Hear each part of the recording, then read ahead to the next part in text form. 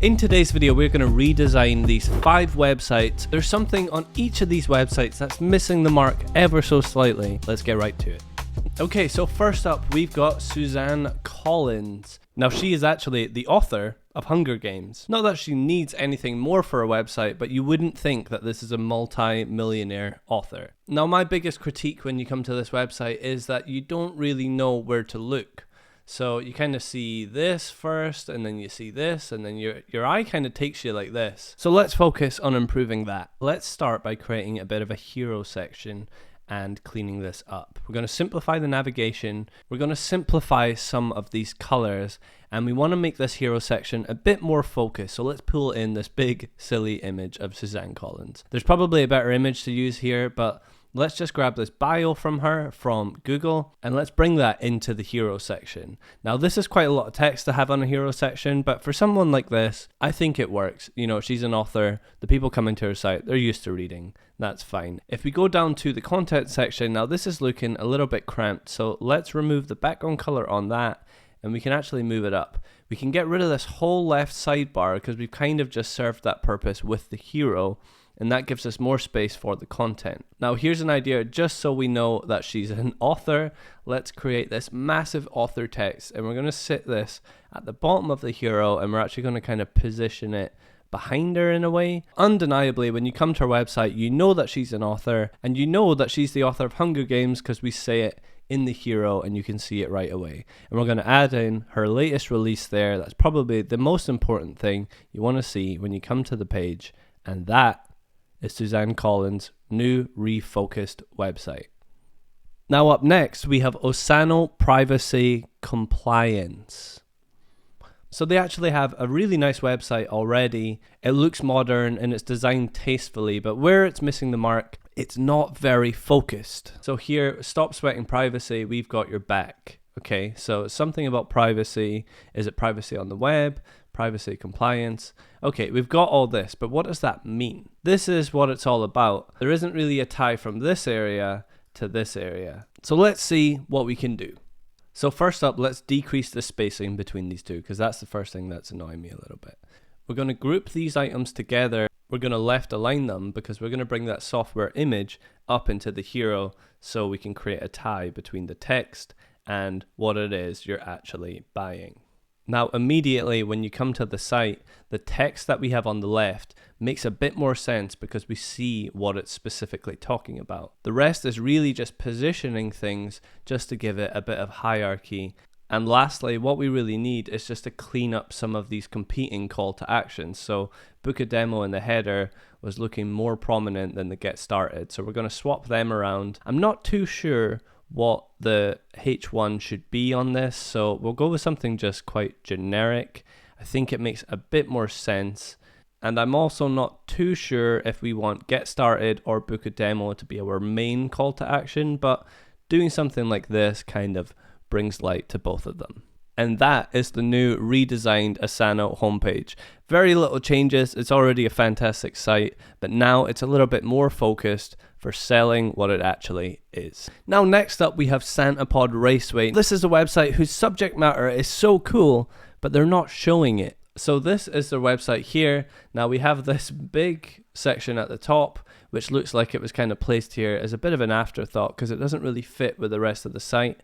Now, the site just looks a little bit dated, and I think where it's really missing the mark is they have all this awesome imagery, good graphic design for all their unique events, and the actual videos they have from their events look insane, but I think the website they have right now just isn't quite selling the action. So let's fix that. So let's head over to their Facebook and we're going to have a look at some of the images they have. They have a lot of really good images and we're going to use them on the website redesign. So we want to make a new hero section. We're going to clean up the header that we have. We're going to get rid of that yellow that they're using and use it a bit more sparingly. Let's bring in a big image and this is going to sit in the hero, and this is where we're going to showcase the latest upcoming events. Now we're actually going to do a bit of a grid here because we want to show more than one.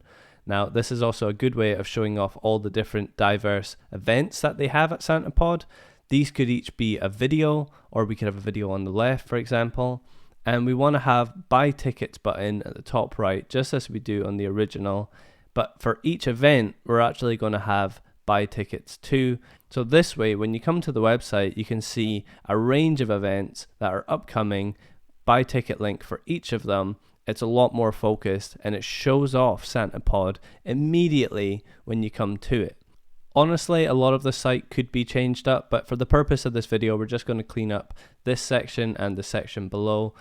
And all we're really doing here is just toning down that yellow and using it more as an accent color like we did in the hero. And just like that, we have the new refocused SantaPod website that when you come to, you can see the action and it's more focused on the events that are upcoming and how to get tickets for them. So next up, we have Kanban Flow, which is a project management app. And this is the website here, which is doing some things right. You know, first and foremost, you really see what the product is. I think the biggest critique I have for this is we have some competing call to actions. What's the user supposed to do first? Are they supposed to sign up for free? Are they supposed to log in or sign up? Does sign up do the same thing down here as if you give your email? How come you give your email here, but it's just a button here? I'm not really sure what they want me to do to use their app, but I feel like there should be a button somewhere around here, and I think that we can clean up some of the colors as well. Let's do it.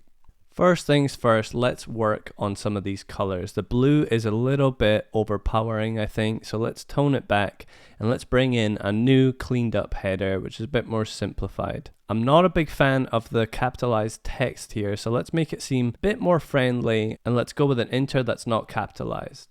Let's take down two of these buttons from our header, and these are going to be our new primary call to action. These, I think we should have try it now for free, which is a good descriptive button, which you know exactly what it's going to do. And that's what 99% of users are going to want to do immediately. We're going to bring in some logos for companies that use the app, and this is great social proof. Now this makes it feel more trusted, and we're also going to add in some 5-star ratings. This is going to make it look a lot more attractive and safe to users because they're going to feel like this is an app that people actually use.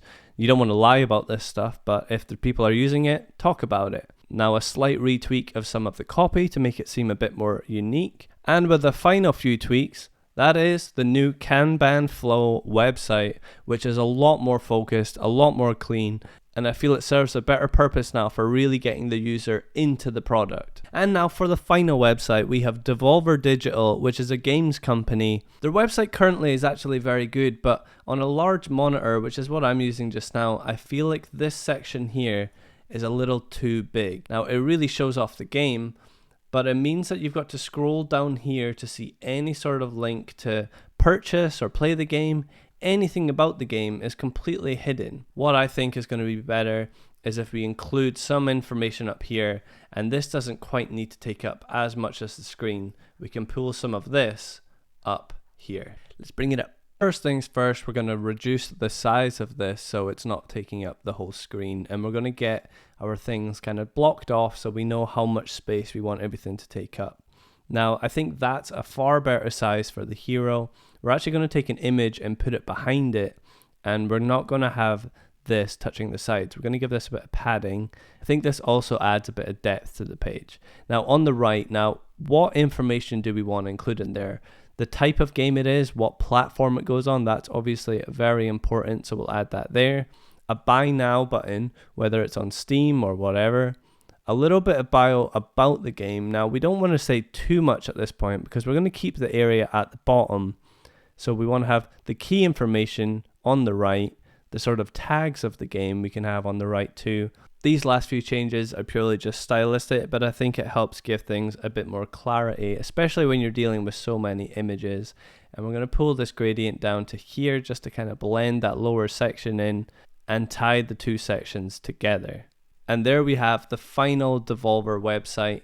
This is a bit more focused. This is especially good if you're browsing more than one game at a time. You can see at a glance as soon as you click on the page. And that is 5 redesigns in about 10 minutes. If you guys liked this video, please consider giving it a thumbs up. Now bear in mind, I did all of these within 20-30 minutes. Quick redesign. I didn't redesign the whole page. If you want me to do that in a video, I might. It takes a lot of time. But if you like this sort of content and you want to subscribe, that would be lovely.